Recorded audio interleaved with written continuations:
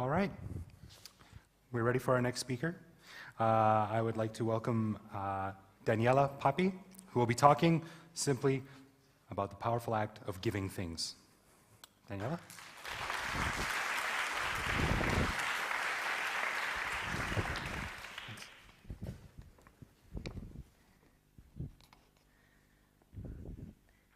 I was indoctrinated at a young age with the idea that in order to help people, I had to give things to them.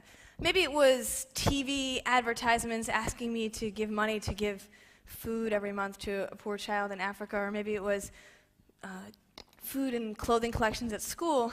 But I took that idea and I went out into the world, and when I was in 2004, some friends and I decided we were going to plan a bike ride across Cambodia, and we were going to help education in some way. Take that off. And in order to do that, we decided we wanted to give some things to support education. We went through a list of ideas. Maybe we'd give uniforms, books, and we found a website online that said, build a school in Cambodia. We're like, perfect. How better can we help education in Cambodia than by giving people a school? And we wrote to them, we said, okay, we want to help, we want to build a school. And they said, actually, you don't just build a school, you'll build a school, a water pump, and you'll give 3 toilets. And we're like, this is amazing. We're going to help education, health, and the environment all at once. There's 3 big problems in the world, and we're going to give these all to this community. So we decided to do it, and I went there in 2005 to see where our money had gone, because I didn't really know how to be a responsible donor, but I knew that when you give money to an organization and they're supposed to buy things, you have to go there and make sure that they did. Right? So I went and I touched that school, and it was there. They'd even put our names on it. It was really nice of them. Right? I went and played with the water pump. Water came out, and there was toilets. 1, 2, 3. Good job. Pat ourselves on the back. Saving the world. Job done. Let's go home. Well, it turns out, if I looked around for another minute, I realized that actually toilets, schools, and water pumps don't equate to education, environment, and health improvements at all. Actually, people do those things. And those things sometimes can actually harm those efforts if they're not used right. And what I really found was that there was an empty school, just like so many in Cambodia, hardly any teachers there, way less students than were supposedly registered, and that schools don't teach kids. Teachers do. We could have been a lot more impact on education if we'd invested in those teachers. And we also found that, guess what? Contrary to what a lot of websites for nonprofits will tell you, water pumps do not provide clean water. They provide water. Sometimes they don't even provide water if they're not working. And these water pumps, when they're brought to Cambodia, it was found that after 2 years, the majority of these do not work. Why? Because this is high technology. The water pump they brought is a deep pump, high technology. There's thousands across Cambodia. It costs more to fix that than it does to put your own tube well in your backyard made out of PVC tubes. Why are you going to invest in this common good and fix it when you could build your own small shallow well in your house? And the other thing is, once this thing breaks, we tried to bring people in. It broke on clockwork a year and a half later. We brought people in. Everyone tried to fix it. We couldn't figure it out. Has the organization's name on it. We gave them a call, and they said, oh, yes, you go to our website, and we have a technical advice on how to fix it, and we have some free parts here in our office in Phnom Penh, 7 hours away. How is someone in rural Cambodia supposed to fix this? And why would they invest their money to do that? And the last thing was the toilets. And the toilets are really just such a waste of money throughout Cambodia from what I've seen. This is the government and Asian Development Bank model school. These toilets are all across Cambodia, and they sit locked for 2 reasons. One, because the way that they're designed in the short term, they have a container here next to the toilet, and you have to fill that container up with water. And if you put that really close to your pump, well, then you're potentially harming your groundwater. And if you put that really far from your pump, well, then the kids or the teachers have to go to fill the water up and bring it into the container before they can use the bathroom. It's a lot easier just to go outside. Right? And if you stamp your feet enough and you convince everyone to use this, well, then in the long term, that's going to fill up The tank in the bag is going to fill up after 1 year. And rather than helping the environment, you're probably going to end up harming the environment, because either during the rain season it's going to flood out, or you have to pay somebody to come dump it out, or you have to close it and lock it off for 6 months to a year to let that bacteria die before you can empty it out. So these were not designed in any way to actually help the environment. And so they sat locked, like so many others. And so I realized one of the most important things is that we've been concentrating on giving things, but we hadn't been thinking about solving problems. Schools do not teach kids. For $1,000 or less, a couple $100, you can invest in teacher training. And not until we invest in teacher training after giving a school, which costs about $40,000, and bringing more support for teachers financially, it wasn't until we brought training in that the education improved in the school. The school was a conduit for that, but it costs a lot less money to do the things right. It costs a lot less money, but it costs a lot more time. Right? So when we look on a website and it says 2,000 schools, 18 million bed nets given out, who cares what those numbers say? That's not what we should be looking at. We need to look at the time invested in people, because guess what? Bed nets don't cure malaria, right? We all know, living around here, that mosquitoes are biting us the most right at sunset, and most people aren't hanging out in their beds at sunset. Bed nets are important, but it's also important to educate people on where's the free hospital, how do you get there, how do we prevent mosquitoes from breeding in our backyard, which local remedies are good and which ones aren't, does my kid have malaria or does he have the flu, how do I know? Those things are going to help prevent deaths from malaria. Books do not provide an education. What we found was this locked, in the old building next to the first school, we found this locked box of rat-infested books from an international organization. And these boxes are all across Cambodia. And if you go to that website, it will tell you we've built however many hundreds of libraries in Cambodia. Books do not teach kids. So these books are locked in there, and the teachers are afraid to use them, because what has happened is when these books were brought in there, they were told, we're giving you these things. Now you better take care of these things. Here's how you take care of them, right? And so they end up being locked. We don't need to teach people how to take care of things. We need to teach people how to value things and what power is inside that book and how it can actually make teaching easier.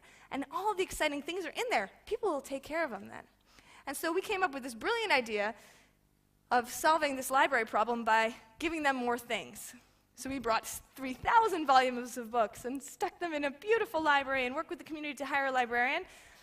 Well, we had about 50 books a month checked out. Teachers are still afraid to go in. Kids would come in and flip through and look at pictures. And it wasn't until a year later when we worked with the principal and he made 1 hour of library time mandatory and integrated into every class, and we worked with the teachers and they identified the lowest level Khmer students in reading and writing, and they did private classes for them, and we had training for all the teachers about creating a love of reading from books. It wasn't until then that we had over 2,000 books checked out a month from our library. The same library the year before had 50. It wasn't the things. And those are still quantitative numbers. Who cares? 2,000 books checked out. I know because I was there and I could see kids were reading. We can test the kids. They're reading. They're not just flipping through books. So the things hadn't done that. And go back to this thing. This water pump has a lot of lessons in this water pump. And, we found out that these water pumps, when they're installed over Cambodia, they're not tested for bacteria. And we tested ours. It turns out we were causing people harm. This very high levels of bacteria. And so I asked around, who do I need to talk to? And I was introduced to a man named Mickey Sampson. Mickey was the founder of Resource Development International Cambodia.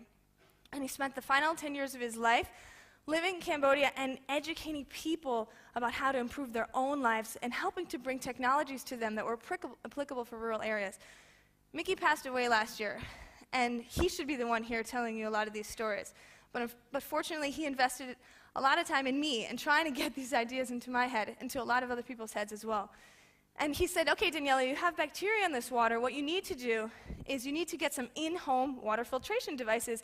Encourage people to buy water filters like these. And I said, no, Mickey, you don't understand. We brought this water pump. I need clean water coming out of this thing, right? I don't want to be harming anybody. I need to know that clean water is coming out. What do I do? And he handed me this report, and the report showed that actually clean water coming out of a pump had little to no effect on waterborne illnesses. on decreasing waterborne illnesses. So it doesn't make much sense to me. Clean water has little to no effect on waterborne illnesses, and he said there's two reasons for that. One, this is how the study was conducted. He was a part of it. He said, well, what they did was the study required that they wipe the rim of the pump with alcohol and then light it on fire. Okay? Then they tested the water that came out. And even, let's say there was no bacteria on the rim of that water. It's getting put into a bucket, put into a contaminated container at home. People are drinking out of dirty glasses. It doesn't matter if the water's clean when it comes out of that pump. It matters if it's clean before it goes into your mouth. So I said, okay, I get it. Great. Sell me 200 of these water filters. I'm going to go around to every house within the vicinity of this pump and give them away. He said, no, you can't buy 200 water filters. And I'm like, okay, well, can you make more? Can I order some next month? He said, no, I'm not going to sell you 200 water filters because I know you're going to give them away. And I don't want you to give these away because if you give them away, I've done studies and I know people won't take care of them. But also, you will destroy our efforts to create a market for this. People need to understand the value in this, and they will save up and they will buy it, and that's when the market will reach all of the people. But if you start to give it away, they're just going to wait for you to do that and give it to them. And I left that day really kind of not believing him. I said, listen, maybe he just doesn't understand. I work in a poor area. These people aren't going to afford $11.50, which is what it would cost to buy these in Phnom Penh and deliver them up to where we worked. But I agreed. I just bought 10. We bought 10, and we put them in all the classrooms of the school. We painted this mural with the kids that said, don't drink out of the water pump. And next day, line up.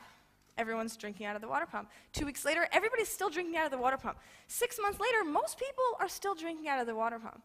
It wasn't until a year later that people stopped drinking out of that water pump. Why? Because we're talking about human actions and attitudes, the way we behave and the way we think. And you can't change that by giving somebody something. And you can't change that by telling them what to do. Why do you wash your hands? I hope you don't wash your hands because you're visualizing little germs running around every day, because that would be weird. You don't. You wash your hands because your parents told you to wash your hands a ton of times when you were a kid. Maybe one time you didn't and you got sick. But also the real reason that you also wash your hands is because everybody else does. And they'd look down on you if you walked out of that bathroom and you didn't. And also, there must be some collective wisdom in the fact that everybody's washing their hands. There must be something to this. So I'm going to wash my hands too, right? That's why people use the water pump. A couple people started to. They got better. Look, they're not getting sick. I'm going to use it too. So the principal came up to us and said, this is the best thing that we've done for education in this school. He said, our teachers are coming more. Our kids are coming more. They're healthy. He said, I want to buy one. Where can I buy one? Other people want to buy one. So I called Mickey up, and I'm like, people want to buy it. What do we do? And so he sent somebody up from Phnom Penh with these flip charts, and they spent a whole day, and they taught the teachers, how does it work? Why does it work? How was it made? How can you fix it? How do you know if it's broken, right? And all the teachers got certified to sell it, and they got a little flip chart, and they went out, and they sold them. And over the course of a year, we sold about 200 of these water filters at $11.50. And to be honest, I really didn't think anybody would buy these. People are making less than $25 a month in the area where we're working. And it was great. People are using them. And all of a sudden, this nonprofit comes through. It's a nonprofit that's been in Cambodia for a long time, and they know that this is a really poor area.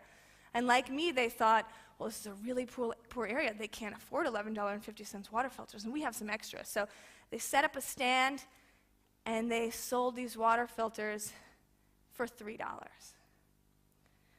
And what they did was create a situation where no one was going to buy an $11.50 water filter anymore, because they're going to wait for someone to either give it to them or basically give it to them, sell it to them for $3, right? And that organization just left. What happens when someone needs a spare part and the tap's not working? They didn't teach anybody how to fix it, how to use it, how to keep it clean.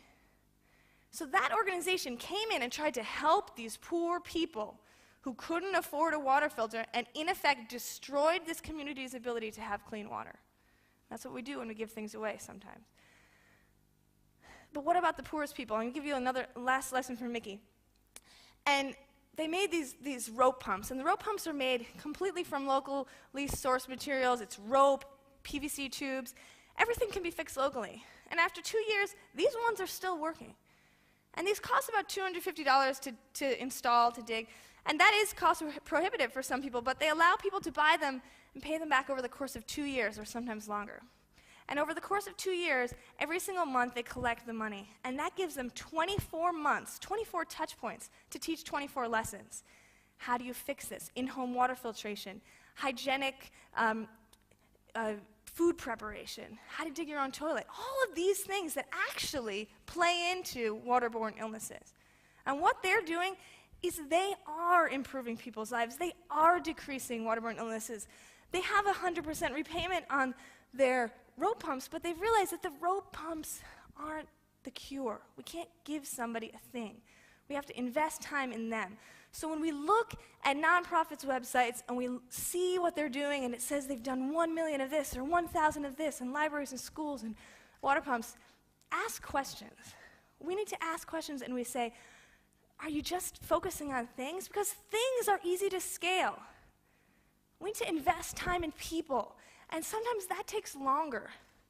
And so we shouldn't look down on that organization that has given less schools, because I'd rather study under a tree with a great teacher than in one of these empty schools in Cambodia. Thank you very much.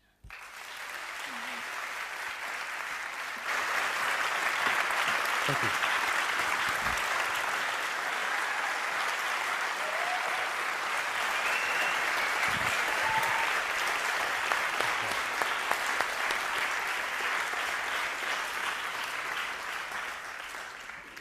Thank you, Daniela. That was very, very interesting.